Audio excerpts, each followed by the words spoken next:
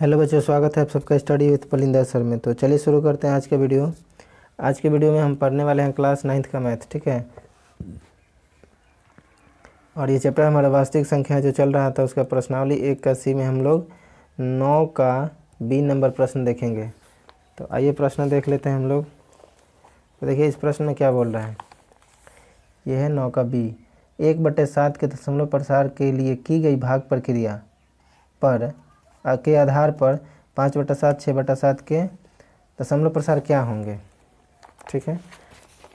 यानी कि 1/7 का जो दशमलव प्रसार ज्ञात करने के लिए, जैसे 1/7 है, इसका दशमलव प्रसार निकालने के लिए जो हम भाग प्रक्रिया करेंगे उसी के सहायता से हम आपका 5/7 और 6/7 इन दोनों का भी आंसर हम दशमलव प्रसार जो है पता करेंगे, ठीक है। तो सबसे पहले हम 1/7 का दशमलव प्रसार ज्ञात कर लेते हैं।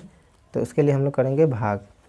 चलिए भाग कर लेते हैं। 1 में हम लोग करेंगे 7 से भाग।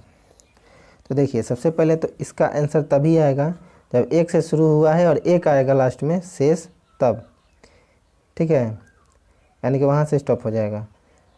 और इसका आंसर शुरू होगा कहाँ से, जब इसी भाग प्रक्रिया में जब हमारा शेषफल 5 आएगा तो इसका आंसर शुरू होगा वहाँ से।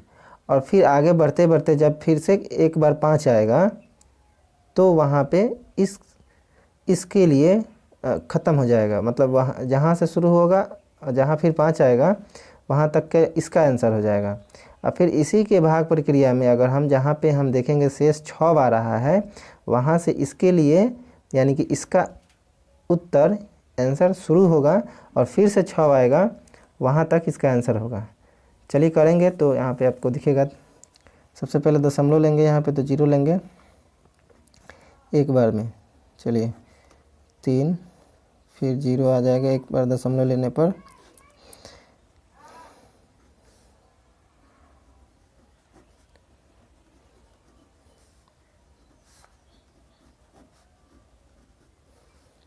छः आ गया यहाँ पे, यानी कि इसका जो है स्टार्ट हो जाएगा यहीं से, है ना। तो चलिए बढ़ते रहते हैं हम आगे तरफ।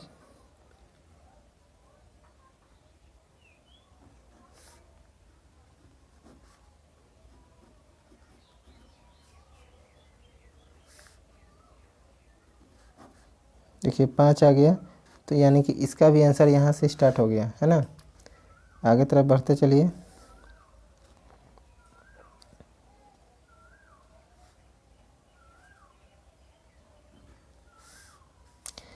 सत्ते 49, इसका आंसर देखिए 1 आ गया, तो इसका आंसर ख़त्म हो गया आपका। यहाँ से 1 से शुरू हुआ था, 1 आ गया, है ना। तो अब हम इसका आंसर लिख लेते हैं।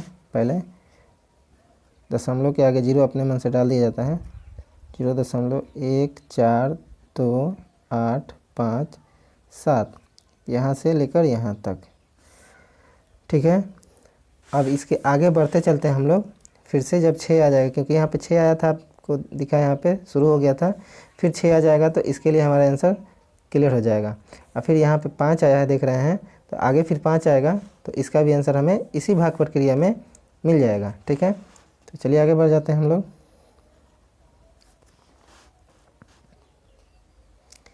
हम ऊपर नीचे करना पड़ रहा है, इसलिए हम यहाँ पे आंसर लिख लेते हैं।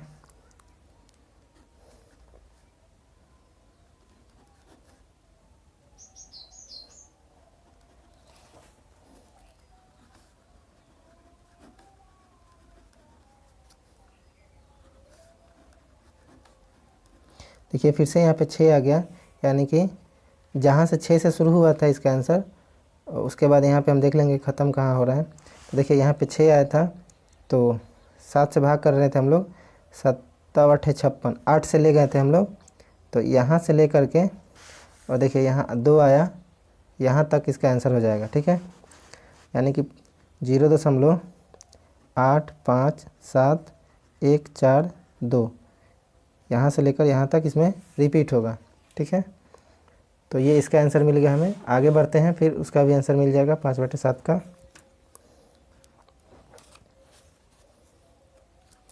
7 8 56,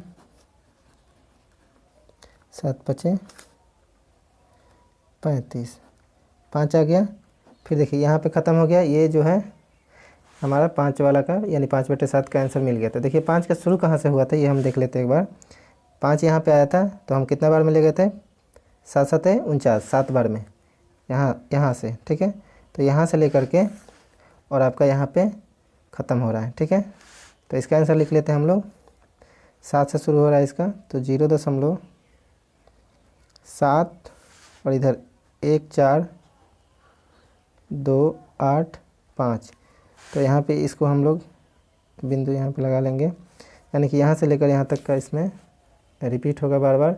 तो इस तरीके से आप देख सकते हैं कि 1/7 के लिए हम जो भाग प्रक्रिया किए, तो यहाँ पे इसी भाग प्रक्रिया की सहायता से हम इस 5/7 और 6/7 का भी आंसर ज्ञात कर लिए, ठीक है। तो ये रहा आपका 9 का बी नंबर प्रश्न, ठीक है। तो चलिए आगे मिलते हैं दूसरे वीडियो में, और इस वीडियो में यही प्रश्न केवल हमें हल करना था। अगले प्रश्न को लेकर हम दूसरे वीडियो में आते हैं। धन्यवाद।